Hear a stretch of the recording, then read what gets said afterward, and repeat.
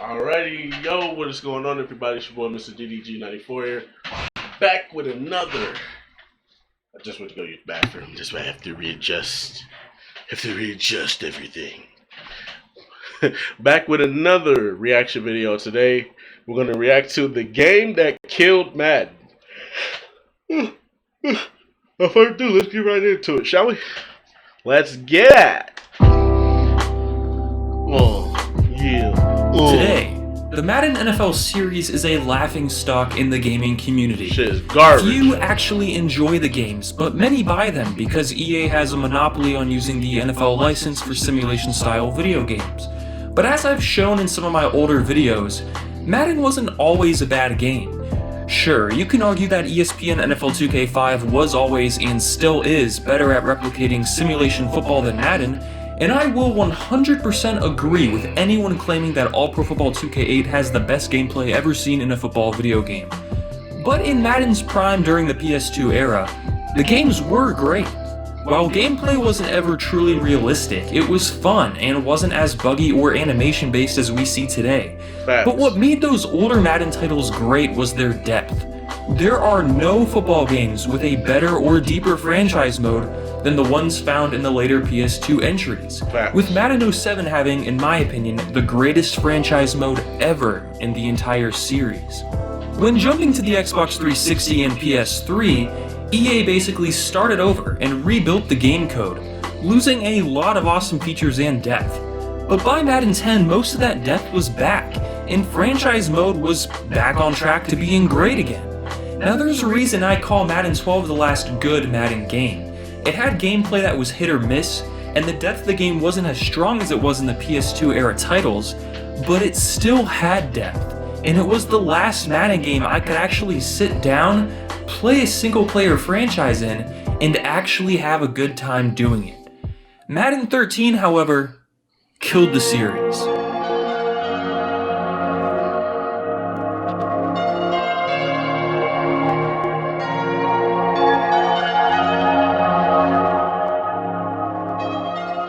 Now you may be wondering what exactly is missing from modern Madden games, especially if you're a younger player.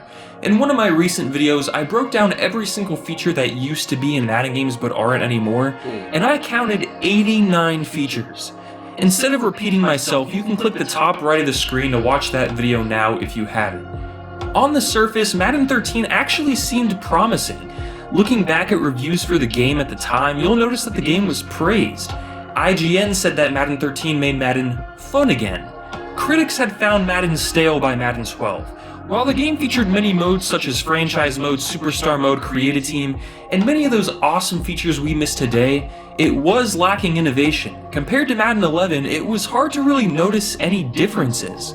The community was getting fed up with EA at the time for more or less copying and pasting the same game each year. Oh boy, be careful what you wish for. For Madden 13, longtime creative director Ian Cummings had stepped down, and Rex Dixon came aboard. From my interview with Rex, he said that the direction Madden was heading in Madden 13, was already decided before he joined the team. If that's the case, I would assume Cummings left his position because of the forthcoming change, although I can't confirm or deny that since he has never really explained why he stepped down, and he has never replied when I've contacted him for an interview. Madden 13 decided to modernize Madden. Remember Windows 8? How the start menu was replaced with that awful giant start screen in an attempt to modernize Windows? Don't remind me. That's how the Madden 13 menu looked. Gone were the organized and standard gameplay menus. But hello tiles and ads. Coming from Madden 12, yeah. Madden 13 sure did change. This was no copy and paste. This game was being built from the ground up. While gameplay borrowed a lot of the same code as Madden 12, it was on the new Infinity engine, which was focused more on physics than animations. Wow, that sounds like exactly what we've been asking for recently. The rest of the game was rebuilt too, from the previously mentioned menus, to the game modes, to roster editing, to literally everything else. The focus of this game was to bring Madden to the new age of the internet and to make this game more connected than ever before.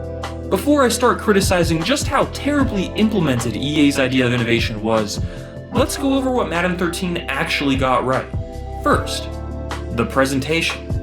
EA mimicked a CBS broadcast with Jim Nantz and Phil Simms, who were actually rendered in booth. The game added over 200 new cutscenes and camera angles meant to replicate what you'd see on TV. It included the new Nike jerseys for each team, the game had dynamic lighting changes, sound was rehauled from quarterback cadences to big hits to crowd noise, and players actually had their unique touchdown celebrations, such as Victor Cruz in his salsa dance. Next, gameplay was a nice step forward. Now, tackles were closer to being physics-based. A ton of new catching, throwing, tackling, and dropback animations were created, and every play felt different and organic.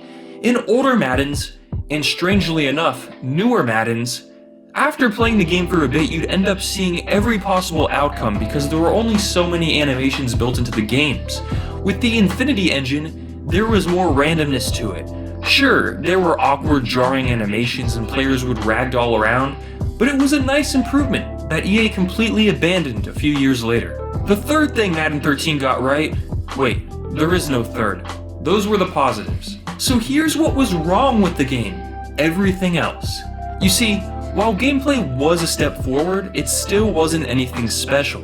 When playing All-Pro Football 2K8, a game from 2007, 5 years before Madden 13 released, it was clear that 2K simply made a much better on-field product. You would think after 5 years EA could top 2K, but still, the game was far behind. Now, saying that today feels weird because I think the gameplay in Madden 13 is much better than the gameplay in Madden 18 through 21. But let's try to look at this game as if we are in 2012 for this segment of the video.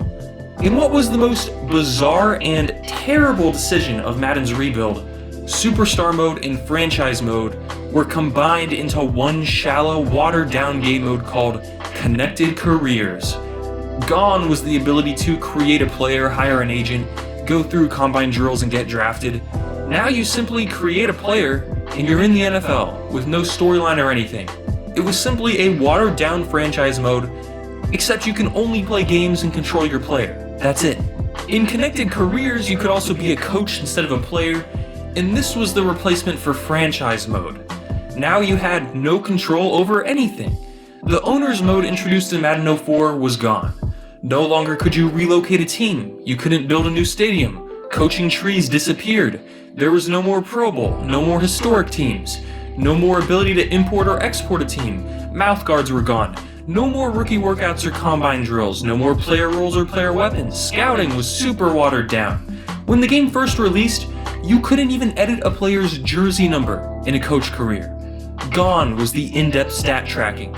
This was the game that removed the team column from player stats in franchise mode, likely because when rebuilding the game code, the developers simply forgot about it. Unfortunately, it took 8 years for EA to bring this feature back, and it's still broken. Further cementing my theory that Madden has been building on top of this broken code ever since. EA took a franchise mode that they had been rebuilding since they jumped to the 360 generation and destroyed it. Yeah. Was it as good and deep as the ones in the PS2 era games? Hell no. No, but it was getting there.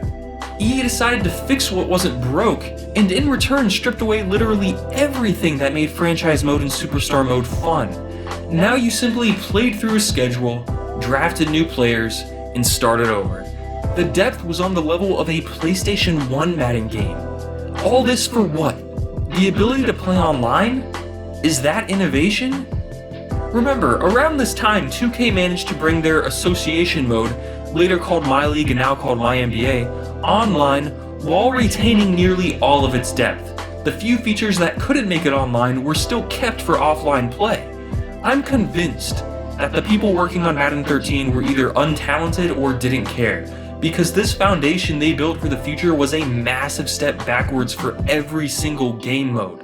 Was the on-field experience better? Sure. But it still wasn't good enough for a AAA NFL game in 2012 when 2K did it better in 2007, and besides gameplay, the rest of the game was a far cry from where it once was. Remember EA Tracks? Those awesome varied soundtracks of licensed music that made those older Maddens so memorable? In another failed attempt to modernize the game, EA killed EA Tracks and simply had instrumental music for the game. While I like the classic NFL music, come on! Not even a single licensed song? That's just lazy. One of the worst parts of all of this was the removal of Create a Team. Even today, it's still gone. This was my favorite feature in Madden. I loved creating new teams with my own logos, names, uniforms, colors, and more. I'd often create a cupcake team, which meant the team had terrible generated players, and try and rebuild them. I even made a whole series doing this. Removing Create a Team took nearly all the fun out of the game for me. Customization and creativity make games great. Look at a game like Need for Speed Underground or Midnight Club 3. Those games are popular not just for their gameplay, but because of how much control players had over aesthetics. Let people get creative. While yes, in an NFL game, people will want to play with their favorite teams, as a change of pace, Create a Team was a lot of fun. I can't stress just how upsetting it was that EA killed this feature. Outside of all of that, something dark was beginning. Thanks to the new Metro or modern style of the main menu, now EA could throw Ultimate Team ads in your face. Instead of having to go to game modes and then select Ultimate Team, it was now right there when you start up the game. Damn. This was, in my opinion, EA's main reason to rebuild the game. They wanted to center it around their new moneymaker, their microtransaction-filled gambling game mode disguised as a card collecting game. Remember Madden cards? This was not that. This was something far more nefarious. And if you personally enjoy Ultimate Team and think it's a great mode, good for you, but no one asked. This game became the foundation for all future Madden titles. While Madden 25 brought back the franchise mode name and added an owner mode and some new things like a very limited relocation option, those additions were basically never touched again. For years and years after this game, EA didn't change anything except Ultimate Team and some slight gameplay tweaks. Franchise mode continued to get neglected every single year until finally, when Madden 21's franchise mode was announced with no new features for the 7th year in a row, the internet got fed up and got Madden trending for all the wrong reasons. Now, only because they were negatively trending, EA has decided to focus more on franchise mode by adding back a couple features that used to be in the game anyway, while the 89 or so features in that video of mine I mentioned earlier are still nowhere to be found. While NBA 2K continued developing their My Career mode, EA never touched their terrible player career mode again until very recently, and it's clear that it needs a lot of work. It's honestly insane how much was removed from Madden 12, and how to this day EA has yet to add most of it back. How can they even think about innovating when the game is far behind Madden 05? Had EA simply taken Madden 12, moved to the Infinity engine, and continued building on the good franchise and superstar modes they had, we'd likely have a fantastic franchise and career mode right now. It's not hard to come to the conclusion that EA watered down the offline game modes in an attempt to push more players to the new shiny microtransaction-filled Ultimate Team. Of course, none of this would have been that big of a deal if EA didn't have the exclusive NFL license. Most people would have simply moved on and played something else. But because only EA could make games for the most popular sport in America, anyone who wanted to play with NFL players or their favorite team was forced to buy this game and the ones that followed. It was the beginning of one of the largest scams in video game history that most people don't talk about outside of the sim football community. And even today, it's still going on. Unfortunately, when Madden 13 dropped, no one really held EA accountable. There was no hashtag Fix Madden franchise movement or hashtag NFL Drop EA. While many were mad, the internet wasn't really the same as it is today, and many people were happy with the changes to gameplay and simply assumed franchise mode would get better as years went on. The following game, Madden 25, did improve franchise mode and added back a few features, but then something terrible happened. Stagnation. Turns out, EA decided to continue building upon the code of Madden 13 all the way to today, which made adding new features to franchise mode, career mode, or any other part of the game incredibly difficult. Combine that with EA's exclusive license basically guaranteeing sales regardless of the game's quality, and you have an explanation as for why every Madden after 25 was more or less the same, yet still successful. When Madden 18 came around and jumped to the Frostbite engine, gameplay became even worse.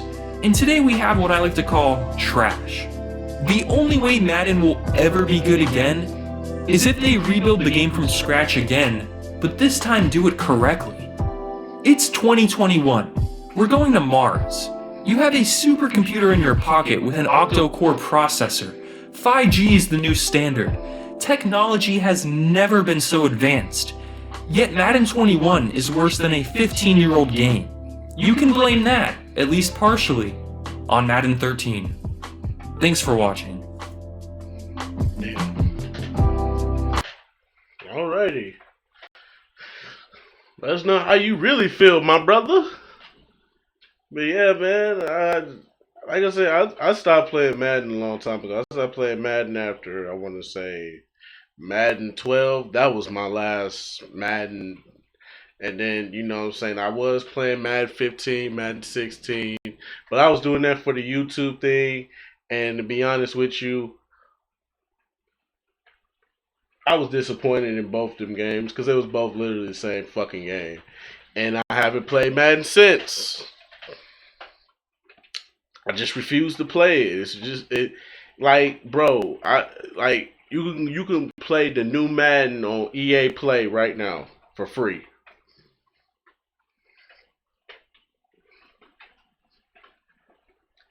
It's free, and I don't even want to play it, bro, because I already know what I'm getting into. That's how trash Madden has been, bro. Madden has been trash for so long. It's not even worth playing if it's free. That's how sad Madden has gotten, bro. It's free, and you still don't even want to play it. If y'all hear something in the background, it's raining outside.